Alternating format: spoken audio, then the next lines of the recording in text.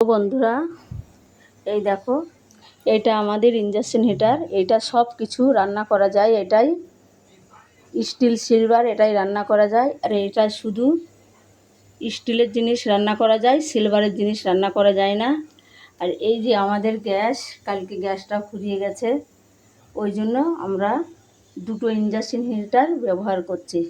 তার কারণ আমাদের বাড়িতে বুনু, পুকু, চিন্টু পিন্টু আছে, আর রাস্তায় আছে কুকুর, তাদেরকে খাবার রান্না করতে হয়। এই দেখো, না হলে হবে না। এটা কাকের খাবার, দেখো রান্না করে রেখেছি। আর এইটা দেখো, এইটা বুনুদের খাবার রান্না করা হয়েছে।